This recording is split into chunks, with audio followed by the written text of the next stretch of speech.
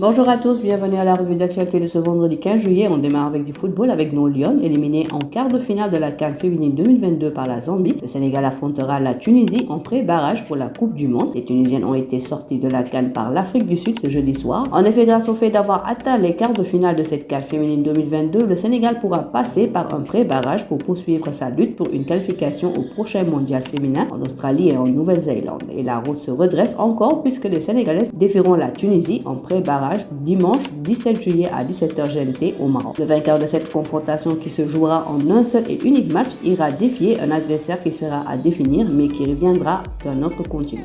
En mercato, Naples ne compte pas laisser le départ de Kalidou Koulibaly vers Chelsea perturber ses plans pour la prochaine saison. Spalletti attend un remplaçant de haut niveau et le club italien a ouvert les discussions avec le PSG pour signer Abdou Diallo. Comme nous l'avons annoncé hier sur rusport.com, Naples s'intéresse à Abdou Diallo. On est loin d'un stade d'un simple intérêt et le club italien serait même en négociation avec le Paris Saint-Germain pour s'offrir les services du défenseur sénégalais.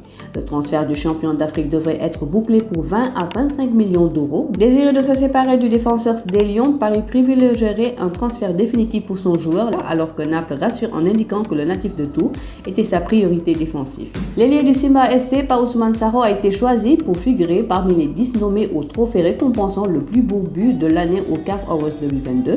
Le but de Pape Ousmane Sakho contre l'AS Mimosa en phase de groupe de la dernière édition de la Coupe CAF. Ainsi, avec ces nominations de Pape Ousmane Sakho, le Sénégal sera encore mieux représenté lors des CAF Awards du 21 juillet prochain au Maroc. Mais pour remporter ce trophée, Pape Ousmane Sakho devra faire face à une forte concurrence, dont celle de l'international comorien et ancien de l'an avant Guingamp, Youssouf Changama, auteur d'un sublime coup franc contre le Cameroun lors de la CAN 2021. On termine par du basket. Le nouveau sélectionneur de Sagana Diop a convoqué ce jeudi un groupe de 18 joueurs pour préparer la prochaine fenêtre des éliminatoires de la Coupe du Monde 2023. Indisponibles lors des fenêtres passées, les joueurs Branco Badio, Amar Silla et Mbaye Ndiaye sont rappelés. La surprise de la liste est sans doute la convocation de l'arrière Lamine Samb.